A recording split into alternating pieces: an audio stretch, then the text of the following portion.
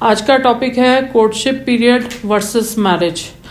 What is courtship period? Courtship period वो होता है जिसमें दो लोग एक दूसरे के साथ रोमांटिक टाइम स्पेंड करते हैं शादी से पहले।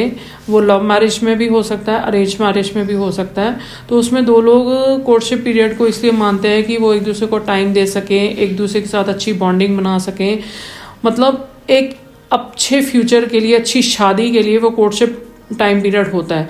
लेकिन ऐसा होता नहीं है, क्योंकि दो लोग जब मिलते हैं तो वो इतने रोमांटिक मूड में होते हैं कि वो सीरियसली उन चीज़ों को समझ ही नहीं पाते। कई केसेस में हमें देखा गया है कि कोर्टशिप पीरियड में बहुत लोगों को एक दूसरे की चीज़ें, कोई आदतें पसंद नहीं आती, लेकिन वो उस चीज़ को कह नहीं पाते। कई बार उसका रीज़न हेजिटेशन होता है, कई बार पीयर और प्रेशर होता है, कई बार सोसाइटी का, पेरेंट्स का प्रेशर होता है कि अगर हमने ना कर दिया तो हमारे पेरेंट्स की इंसल्ट हो जाएगी, सोसाइटी क्या कहेगी। तो उसी दबाव के कारण कोर्टशिप पीरियड में इग्नोरेंस होते हुए भी और कोर्टशिप पीरियड में मतलब चीज़ें समझते हुए भी शादी तक रिश्ता पहुंच जाता है, लोग पहुंच जाते हैं। तो मैं आपको बोलना चाहूँगी कि कोर्टशिप पीरियड में ये चीज़ें हैं जो इग्नोर करने वाली चीज़ें होती हैं, वो करनी चाहिए। जो आपको एक हिंट मिला है चीज़ों का कि सामने वाला कैपेबल नहीं है, आपके लिए सूटेबल नहीं है, तो या तो आप उसकी नेगेटिव पॉइंट्स को सुधारो और ख़ुद भी उस चीज़ में सीरियसली इन्वॉल्व हो के उन चीज़ों को सीरियसली डिस्कस करो। क्योंकि शादी एक ऐसा बंधन है जिसमें आपकी सारी ज़िंदगी निकलनी होती है। दो लोग साथ जुड़ते हैं, उनकी फैमिली बनती है, उसी से सोसाइटी बनती है और उसी से पूरे देश का निर्माण होता है। तो दो लोगों की सोच जब आपस में मिलती है, वो बहुत ज़रूरी है कि आपस में उनका बॉन्ड हो। इस चीज़ के लिए मैं आपको पर्सनली अपना एक्सपीरियंस बताना चाहूँगी। जो हमारे पास केसेस आए हैं, कुछ लोग ऐसे होते हैं कि जैसे एक फ़ीमेल है, शादी से पहले मतलब अरेंज मैरिज के लिए फाइनलाइज हुआ लड़का, तो उन्होंने शादी से पहले कोर्टशिप पीरियड में उसको बोला कि मुझे आपकी कुछ आदतें पसंद नहीं है। वो जब भी मिलता था फिज़िकल होने की कोशिश करता था, लेकिन लड़की सेंसिटिव थी, इमोशनली थी, तो वो कहती थी कि आप मेरे इमोशंस को अंडरस्टैंड नहीं करते हो, मेरी फीलिंग्स आप इग्नोर करते हो, तो इस चीज़ पे आप ध्यान दो। लेकिन लड़के ने ध्यान नहीं दिया।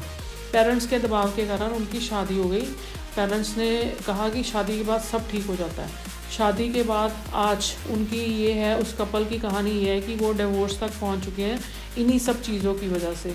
जो छोटी छोटी चीज़ें इग्नोर की गई थी, इन्हीं चीज़ों की वजह से वो डिवोर्स तक पहुंच गए हैं। दूसरा केस ऐसा है कि लड़का और लड़की कोर्टशिप पीरियड में है। लड़का उसे बोलता है कि लड़की को कि आप इतने खुले विचारों के हो, थोड़ा आपको बैलेंस होना सीखना पड़ेगा। आप शादी करके आ रहे हो तो आपको एक रिस्पॉन्सिबल पर्सन बनना पड़ेगा। ये जो है मैच्योरिटी के साथ चीज़ें डील करनी पड़ेंगी। आपका किडिश बिहेवियर एक्सेप्टेबल नहीं होगा। तो लड़की को बहुत समझाया, लेकिन लड़की को लगता था कि शादी के बाद सब ठीक हो जाएगा, लड़का ऐसे ही बोल रहा है, कोई टेंशन वाली बात नहीं है। लेकिन इससे ऐसा नहीं होता कि कोर्टशिप पीरियड से सिर्फ शादी ही ख़राब होती है। आपको मेंटली डिजीज़ हो सकती है, तनाव हो सकता है, डिप्रेशन हो सकता है, क्योंकि आप प्यार भी उसी से करते हो और आपको इग्नोर भी उसी को करना पड़ रहा है और सहना भी उसी को पड़ रहा है। तो इसके रिजल्ट्स हमारे फिजिकल भी हो सकते हैं और मेंटली भी हो सकते हैं। हमारी मेंटल हेल्थ डिस्टर्ब हो सकती है, हमें पैनिक अटैक्स आ सकते हैं कि मेरी मजबूरी बन चुकी है इस लड़के से, लड़की से शादी करना, कि लोग क्या कहेंगे। तो उस लड़के का भी जो केस है उसमें अब वो शादी के पॉइंट पे नहीं पहुंच पाए, क्योंकि उन दोनों में ट्रस्ट इश्यूज बहुत ज़्यादा हो गए हैं। हमारी जो यंग जनरेशन है वो सारे कोर्टशिप पीरियड में, ऐसा कोई अभी तक कपल नहीं हो रहा कि जिसका बॉयफ्रेंड नहीं है लड़की का, जिसकी गर्लफ्रेंड नहीं है, लेकिन वो सब सफ़र कर रहे हैं। और उनको ये हो रहा है, उनको समझ नहीं आता कि लड़कों को समझ नहीं आता कि लड़की क्यों नाराज़ है, क्यों परेशान है। वो शादी के सपने देख रहे हैं लेकिन लड़की उनके साथ कंफर्टेबल नहीं है।